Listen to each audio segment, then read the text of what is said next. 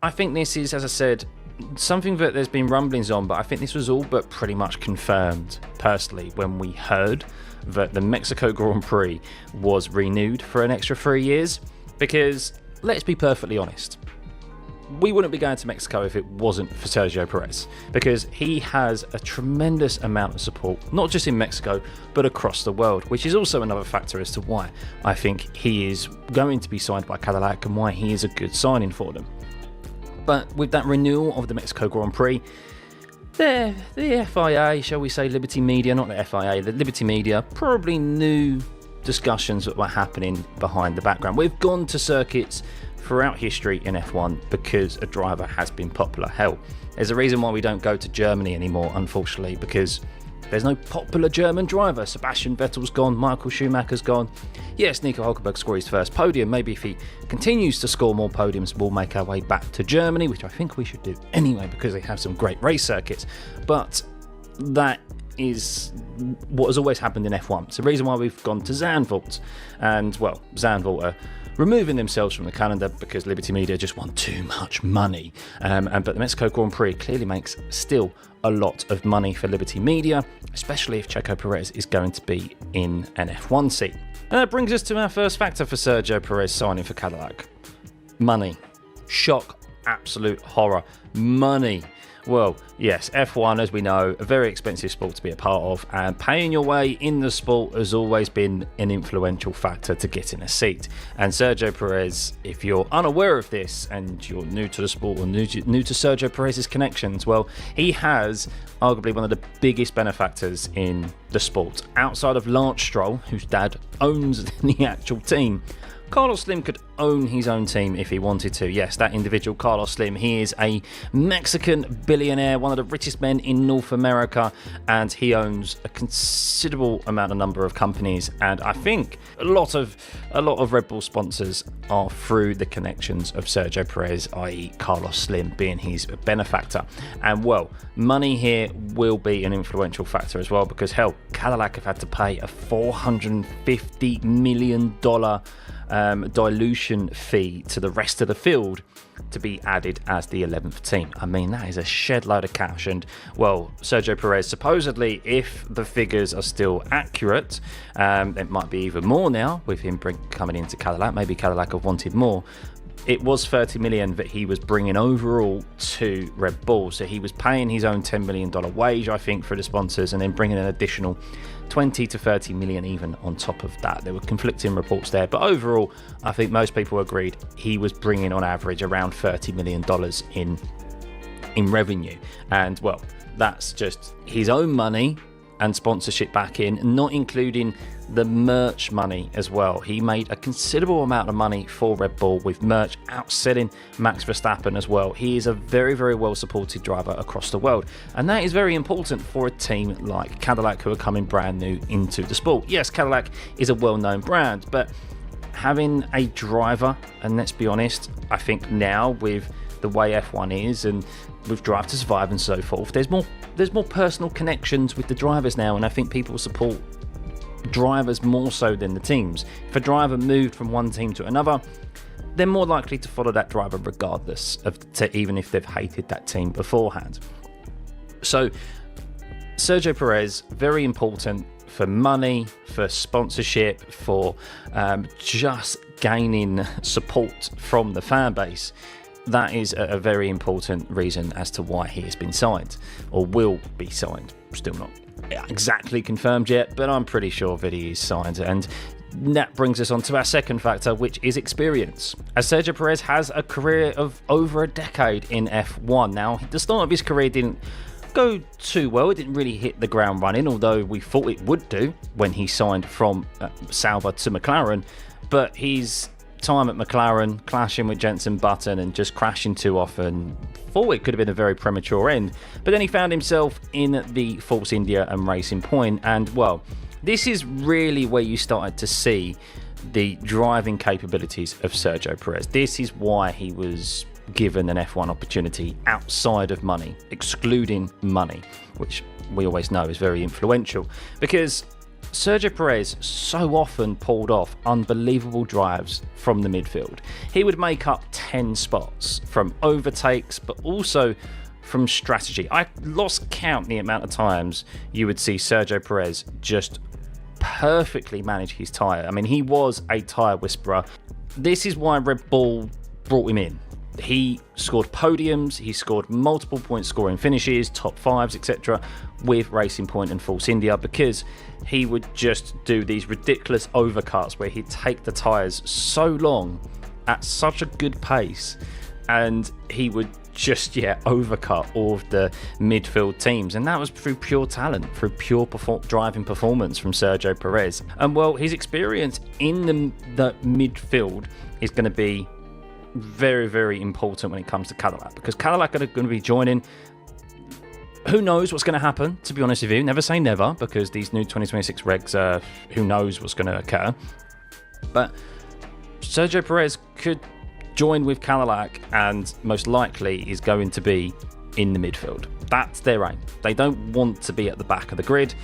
They want to join and fight in the midfield, no doubt. That'll be their aspirations. Long-term goals, of course, when they eventually bring in their own power unit and be a fully works team, will be, of course, to break into that top four and be fighting for championships, as is kind of every works team. It doesn't always work out that way, but for Cadillac, that will be their goal, and that's going to be very, very important for bringing an experienced driver like Perez in, who has that experience of driving with lots of other cars around them.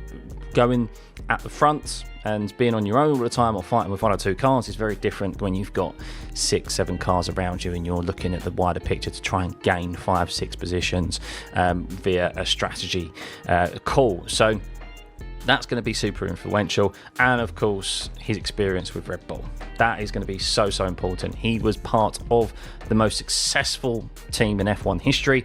Now, not in the long term, because Mercedes of course had more long-term dominance with those 8 constructors in a row, but with the record amount of wins, with how far ahead they were the rest of the field, and with how well-oiled a machine Red Bull were.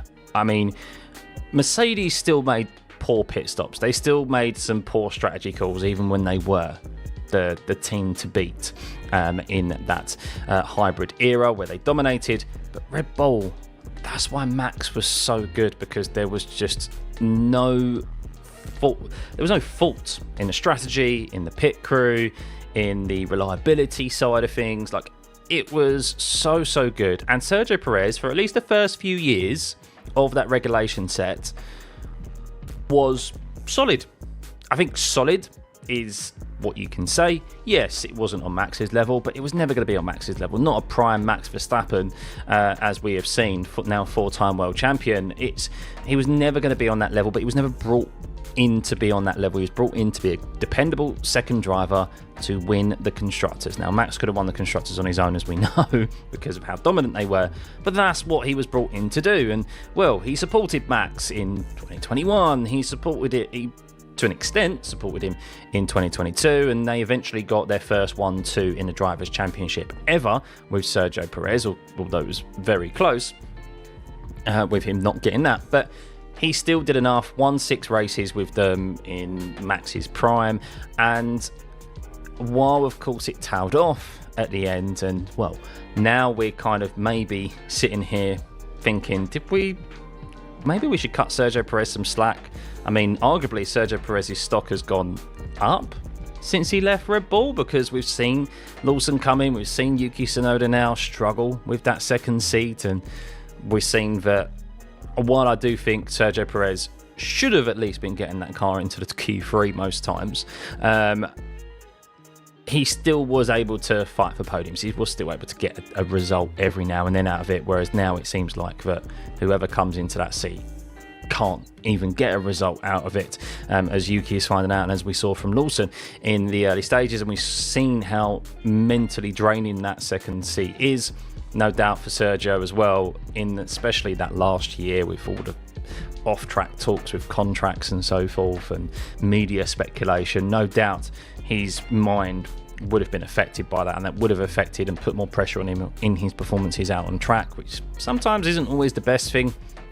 Having that amount of pressure, you just you're second guessing yourself, triple, quadruple guessing yourself every single time, and that ends up being a detriment. No doubt it was, but all of that experience that he's had, whether it be positive or negative, is stuff that he can take to Cadillac, and he is going to be able to drive that team forward, give good feedback, whether it be on the strategy side, whether it be on the engineering side. Obviously he's not an engineer, but he'll be able to say, well, Red Bull did it this way, this is how they did it in their time, and why wouldn't you want to utilize that experience? And of course, feedback from the actual car itself out on track. Now, Cadillac have spoken supposedly that they are seeking an experienced driver and maybe a more younger driver, being a bit more risky on the second side, and I don't think that's too bad of approach to take, to be honest with you, as we've seen other teams do that, with the likes of Haas at the moment, with Stake F1, soon to become Audi. You've got the more experienced driver and then a rookie driver alongside. Doesn't necessarily mean the second driver has to be a rookie, but a younger driver. Supposedly Mick Schumacher has been touted, also a driver that would bring a lot of money with him, as he also did with Haas when he was at Haas. So maybe that's the approach that Cadillac want to take. Don't think it's too bad, but also having a double experience pairing of maybe Bottas also would help the team drive them forward. You're putting in two proven race winners, multiple race winners, who have a wealth of knowledge and experience of top teams at the peak, and two teams that dominated most recently as well in Mercedes and Red Bull in your team. That, while it might not necessarily drive you to the top and break into that top four, I think that would be a solid partnership, and that would end up driving that team maybe more forward than if you put a younger driver alongside. But I can see the positives and negatives to both. Reportedly, Sergio Perez is getting back to F1. The Mexican driver, who has been without a race seat in 2025, has made a huge change in management. His former physiotherapist, Xavi Martos, says that Perez is preparing for a return to the grid in 2026. This comes amid links to the incoming Cadillac F1 entry and to Alpine. Notably, both teams are weighing driver options for the first year of new power unit regulations. Perez entered Formula One in 2011, with Sauber before stints at McLaren and Force India, which later became Racing Point. Him in the thick of the sport's biggest storylines, and he turned that chance into steady podiums and a handful of wins. Most weekends, though, his job was shaped by the bigger picture, which was about helping Verstappen's title runs rather than chasing his own. By 2024, the picture looked different. He'd signed an extension early in the year, but the results never really came. The pace that once had him in the mix faded, and when the season wrapped, he had only 4 podiums to show for it, and an 8th place finish in the championship.